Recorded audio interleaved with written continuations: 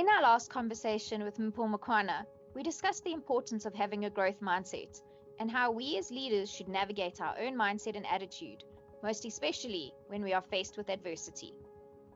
Today, we take a walk with Mpho as he shares his belief about the importance of leaders focusing on continued and consistent personal learning and development. And Paul, you just spoke about the importance of how, as senior leaders in an organization, we need to have that focus on learning and being agile and growing and adapting and developing in ourselves.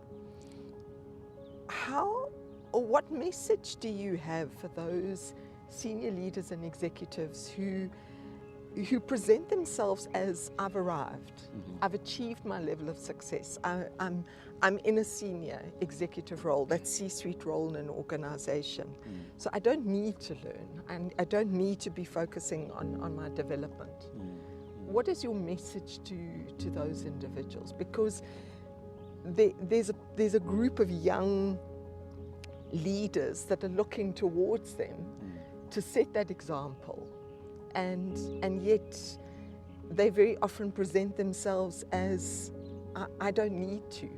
It's not part of who I am. It's not part of this next stage in my career. I think you very quickly find yourself inevitably learning. You will start off thinking that I don't need to, but the people who look to you for leadership will ask you difficult questions, will ask you, and one of the most important skills in the times that we live in that leaders need to be able to learn to exercise is to be able to say, I don't know. Okay. Because when you say, I don't know, you do exactly what today's leadership requires, that you then draw from people in the room to say, well, I know something, the other one says, I know something. So the one advantage is that if you are able to suspend your ego and say, I don't know, That's it. then you'll be able to unearth knowledge from within the room. But if you do it out of, I have arrived, I'm the most knowledgeable person in the room, before you know it, you will be obsolete. There's this Hindu proverb that says that there's nothing superior, there's nothing noble in being superior to another human being. True nobility is about being superior to your previous self. So what leaders need to recognize is that as you walk into your office or into your virtual room on Teams every morning, what you knew prior to walking in there, most of it is obsolete. Some of it will stand you in good stead because after all you're dealing with human beings, and so your 30 years, 40 years experience will give you, it only gives you a reference point. And the reference point of 30 years, 40 years of experience is to decipher what you're listening to in the room and to codify it in a certain way. But prior knowledge doesn't necessarily give you the requisite know-how to lead forward. And so that's why you need to therefore constantly refresh. Attend that webinar, attend those roundtable invitations, attend that annual summit in something. I mean, CEOs of large organizations and chairs have an annual, let's call it business school that they go to called Davos. So you go to Davos in January, beginning of the year, you meet key thought leaders from all over the world. They talk about what they see lying ahead in the year. They talk about the macroeconomic risks, the global risk, the geopolitical risks. They talk about the state of the world and what challenges the state of inflation, global inflation, markets, supply chains. They talk about everything. So this then allows you as a leader, as you come back to work, to then engage your executive team, your board around your annual plans. So for most CEOs in large entities, and of course public sector leaders, that's where they get their annual injection, if you like. Then in the mining sector, every year in February, there's a mining gathering called Mining Indaba that brings people together, investors, decision makers, regulators. That's where people get there. So there has to be those macro events, sectoral events that you attend once a year to immerse yourself. Chartered accountants have got CFO forums, and as many other professions do. So you can't sit in your own quiet room and have this I know it all. You will be obsolete before you even recognize it. Fantastic. So then the issue that I find, if we go back to systems thinking, my view is that, you know, in the 90s, we got given this idea of building learning organizations. Learning organizations are more critical now than ever before. Rapid changes in technology. Now we've seen in recent elections in South Africa a new political environment which minimized predictability.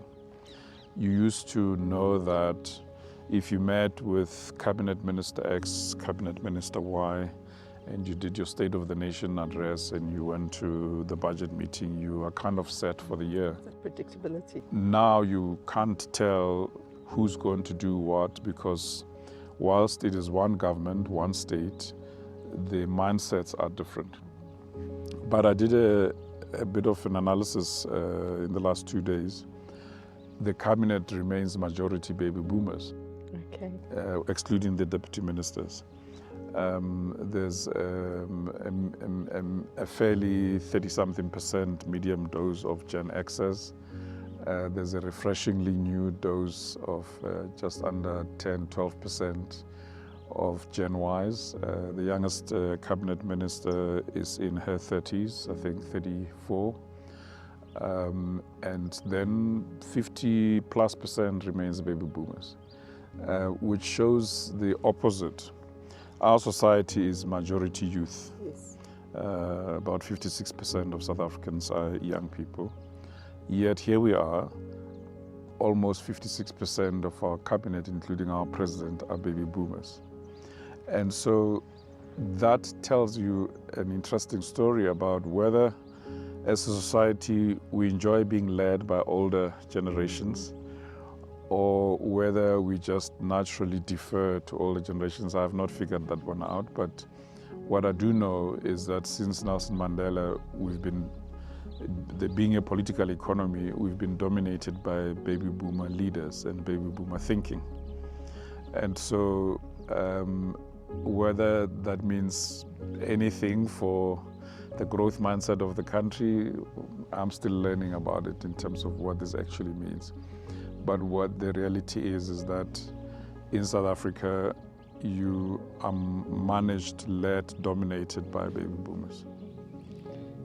And yet we're seeing on, just as you were talking about how, you know, the political landscape is changing, I'm thinking of what's been playing out in Kenya in the last week, where there has been this younger generation that is finding a voice for themselves. And so I suppose the challenge for senior leaders and executives that are sitting in that C-suite role is to say, how do I embrace that diversity in thinking from a younger generation? How do I, as you said, move away out of that ego space, become more vulnerable, and embrace that thinking and that mindset and that life experience as well that's coming through from a much younger generation? I think Kenya is a classical example of how a leader can come in and attempt, you know, there's this cliche or statement, I'm not sure which is which, that says that culture is strategy for lunch. The Kenyan government politics have been, if you look back to Jomo Kenyatta, the founding president of Kenya, post-independence, and you look at leaders like Daniel Arap Moi and those that have subsequently, until Kenyatta II became president, all of them were proteges of that founding culture. That's it. And I think President Ruto comes in as perhaps a bit of an outsider to that inner circle, trying to inject new thinking too quickly, too early in a society, where, as you've rightfully pointed out, he underestimated the strength. So the youth of Kenya almost are where South Africa was in 76 and 86, when young people I saw one of the statements that the young activists made in Kenya that, you know, they think we're going to take things lying down like our parents used to. We're not. It's exactly what the generation of 76 said when they were resisting being taught in Afrikaans. Their parents had Afrikaans as a medium of instruction, but the young people of 76 said no. The younger generation, Gen Xers of 86, introduced this notion of being ungovernable. And so being ungovernable is what today we call disruptors. And so I think in Kenya, the government is going to learn that traditional values in Kenya are shifting in society, and they have to anticipate those disruptions and disruptors. And business is like that as well. Yes. If you are going to be constantly on the conventional path, you will hit brick walls and cul-de-sacs as and when you bump into unanticipated disruptors and disruptions. And often the disruptors come from outside your industry logic. Exactly. You don't see them. You see them parallel at first and you ignore them or dismiss them, like the proverbial case of 3M, when they dismissed the power of the cell phone relative to instant photography. And before they knew it, they were relegated out of that market by the cell phone. In fact, at the time when this trend was evolving, I was still an associate in the global strategy firm Monitor. And our global chair was sharing his experience in one of the meetings around 99, saying I was at Kodak and shared with them that there's this thing happening, and the cell phone is going to have a convergence of voice and data and other technologies. And he says the then CEO of Kodak threw him out of his office and said, you know, Mark, if you are here to earn more fees, please just get out of my face. And then you juxtapose that with the case study of Procter & Gamble, which was also a client of Monitor's. Procter & Gamble, because of competitor Unilever and the like, thrives on constantly checking trends and constantly riding the next wave. And the notion of things like Pampers and other brands learning and adapting. Pampers essentially had a philosophy of evolving with moms. So understand what moms are frustrated by with nappies, disposable nappies, and adapt and improve as you get feedback from focus groups and from consumer feedbacks. So feedback is again a very powerful thing that leaders must embrace in this environment. Fantastic. Thanks.